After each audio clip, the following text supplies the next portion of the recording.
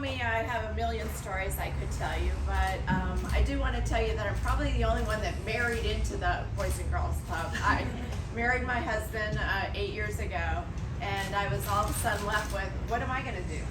And so I started working at the club, and then became board chair, and I'm now president of the Connecticut Area Council for Boys and Girls Clubs.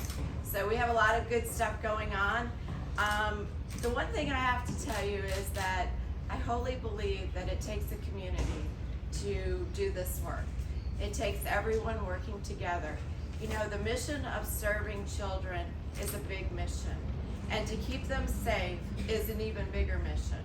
And so by banding together, it's our goal to really expand our services and our outreach and serve more youth more often, see more of these kids graduate and have a bright future. And you know, that could not be possible with the help of our funders, our donors, our community leaders, our superintendents of schools, our elected officials. It really takes everyone to you know, really unite and work together to have a solid organization. This merger has taken us 16 months. It's not something that we've entered into lightly. It's something that we've taken very seriously. We will protect the communities we serve, and we look forward to serving our surrounding communities. So, you know, that's really where our head is at on this. When our boards met for the first time, we were like, we could vote tonight. We immediately clicked. It was like someone turned on the spigot. We felt that kind of cohesiveness with the New Haven organization immediately. So we're so excited to be here. Unfortunately, our incoming board chair, Eric Scaranuzzo, who has a business, a Merrill Lynch business in New Haven for 20-some years, and as a resident of North Haven, was unfortunately got COVID in Boston last week, was unable to be here. And my husband, Chris Ulbrich, who is the four generations of the Ulbrich family supporting Boys and Girls Clubs. That is a lot of years we have stood beside the Boys and Girls Club organization to serve you.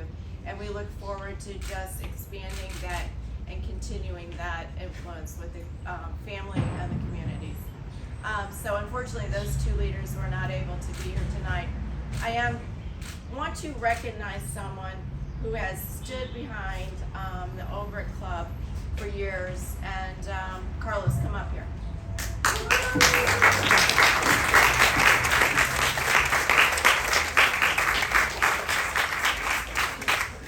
When you think of an executive director that you immediately gel with, you search for and you look for that person that has that we can make it happen attitude, that is this person right here. He has just, you know, Carlos, can we do this? Yep, let me get it done. You know, absolutely, for going on almost 5 years, right? 5 years, he has just taken the Ulbrich Boys and Girls Club to new heights. And we protected him in this merger because it taking 15 months, we couldn't have him away, 15 or 16 months, we couldn't have him away from serving the youth. So we are super excited about what is to come, and Carlos has been the backbone of the Ulbrich Club and continues to be a rising star with this new organization. So.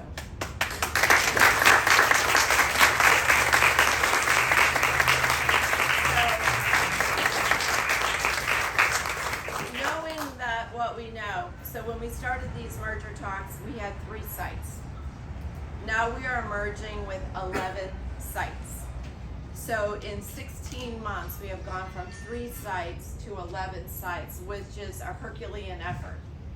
Knowing that we are probably going to be knocking on the door of 20 plus sites by the end of next year, we know that we needed some extra help. And so we did an executive search, and we are very pleased to, I'm very excited to introduce to you Dr. Lisa Caruso. She comes to us from a long for-profit career with Bristol Myers Squibb, let me get that right, Bristol Myers Squibb, and KPMG, and has a long-standing history of board leadership with Salvation Army and Connecticut Alive, a women's abuse center. So we're super excited to bring her on board to lead our expansion and to really just give us a vision of how we could do a better job with serving the youth in our communities and surrounding areas. So with pleasure, Lisa.